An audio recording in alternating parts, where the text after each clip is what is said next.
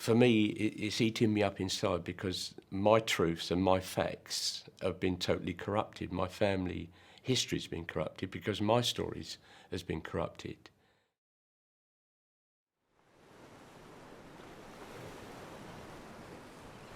My name is Brian Philip Wilmot, and I'm a family historian of more than 30 years. My interest in family history began in 1982. A very sad time for me because my mum passed away. I realised that I didn't know anything about my mother's early life. I didn't ask any questions, that's a fault. A lot of people don't do that. And I didn't have any family, maternal or paternal grandparents. My father was hardly ever around. Didn't know any grandparents, which is quite odd. I mean, people say, well, that's a peculiar thing. Didn't know grandparents, didn't have grandparents. That's very peculiar. But that was my story, that is my truth, and that started me out on the fascinating journey into family history. As time passed, I thought about this more and more, never known my grandparents, knowing little about my family, and wondered where some of my personality traits came from, and asking myself the question, who do you think you are? So during the course of that research in the 1980s, I visited repositories, Somerset House, which is in the Strand, which held birth, marriage and death certificates, cemeteries. I built up lots of information. During the course of that time, somehow, Jane Root, who was the founder of a film production company in North London called Wall to Wall, found out about me and contacted me. Subsequently to that, I visited their offices in Camden Town, and I left a file which documented my family history research and also covered things that related to my great-grandfather who lived in an Edwardian house in Holloway, and also mentioned the house that I was then living in, which was West Wickham in Kent. And that was a 1940s house, which was obviously Second World War era, and there was an Anderson shelter in the back garden still intact, would you believe? So I left this file with them, but I didn't hear anything else. Time passed and I hadn't heard from the production company. I forgot about passing on the file, and then sometime between 2002 and 2003, I was contacted by the production company asking if I would be interested in making a TV documentary about my family history journey. Of course, I said yes. Who wouldn't want to document on film their own fascinating story about their ancestors? So in that conversation, this man, I let him know everything about my story, and I told him about my family history, everything relating to it and what I found out. But I said to him, look, if you're going to make a program about family history, nobody knows my name, nobody knows who I am. And if it's going to be a success for TV to a wider audience, why don't you include celebrities as well? And I said, the reason I say that is because I read an article about Billy Connolly, and some of his family history resonated with me. It overlapped. Things were happened in his life and his ancestors, the same that happened to mine. And I said, celebrities, they haven't got there's no difference between their family history and ours, So why not use celebrities? And he seemed very interested in this.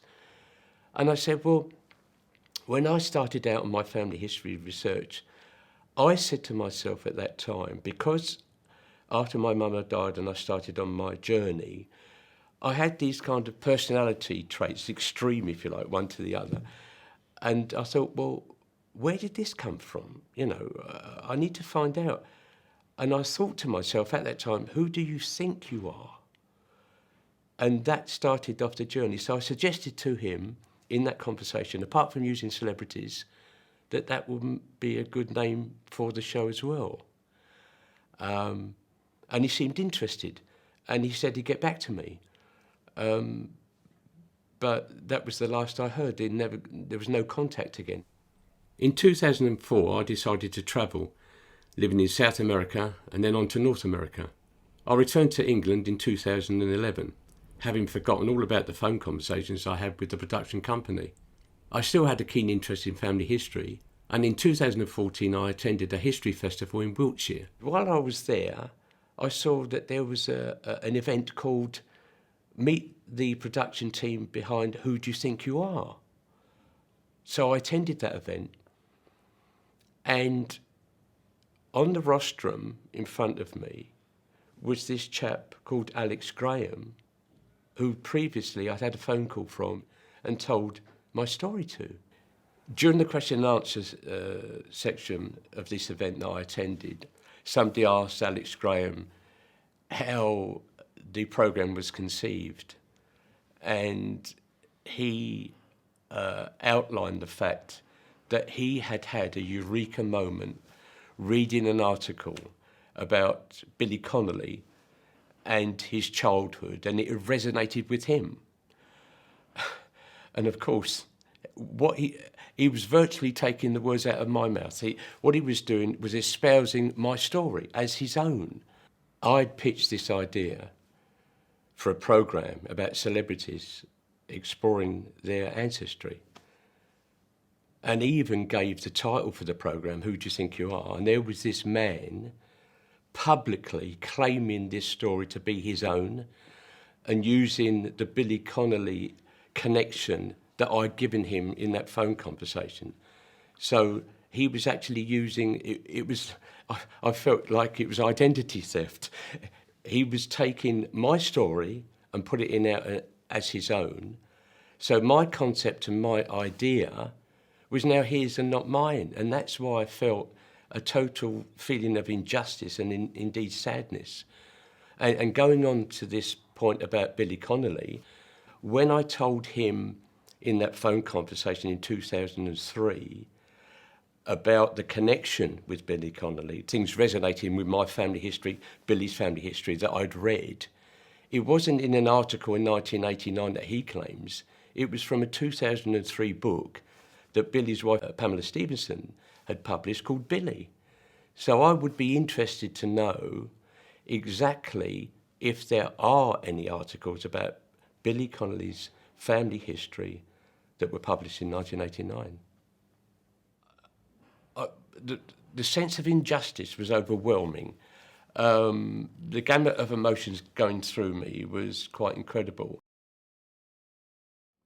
Of course, after visiting the history event in Wiltshire, I started to research online or wherever I could and get information about what he'd been saying or how he'd put the story forward, how the programme was commissioned, what had happened. I sent emails to Alex Graham and Jane Root, who they worked together at Wall to Wall, and subsequently she moved to the BBC and actually commissioned the programme. I found an article in The Guardian. It was an interview with Alex Graham, and in that article Alex Graham recounts a meeting with Jane Root where the programme that eventually was aired was not what she conceived it to be. What I believe happened was she commissioned the programme about my story, which would probably be a two-parter, and consequently, Alex Graham contacted me. It was the phone call where I gave him this great suggestion about celebrity family history, even the title of the show.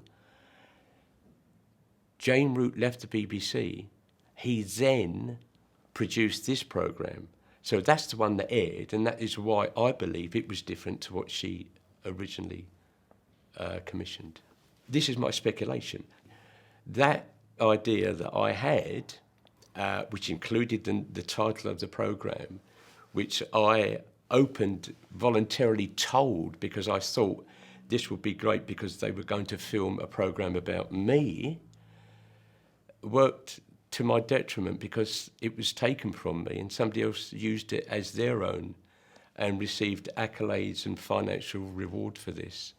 So you can see The facts and the truth are the important elements here when you're recording your own family history. None of this is proof. This is all circumstantial evidence. But this is my truth. This is my story. These are the facts. The best thing that I can do is to get that information out there, because then my personal history, my family history, is not being corrupted. Should I accept an injustice? Would you? There are some questions that need to be answered relating to this story, my truth. And we have to think first and foremost of, where did Alex Graham get the title from? We know my story, we know my reasoning and how it happened with me. Where did he get that title from? Now, the BBC archives, they must have records, so I'd like to know exactly what was pitched to them over those many years. If this was an idea that Alex Graham had himself, why has he never shown any interest in his own personal family history? I just want to end with a quote from the Dalai Lama. To be happy, you have to be honest, truthful and compassionate. Money and power are temporary.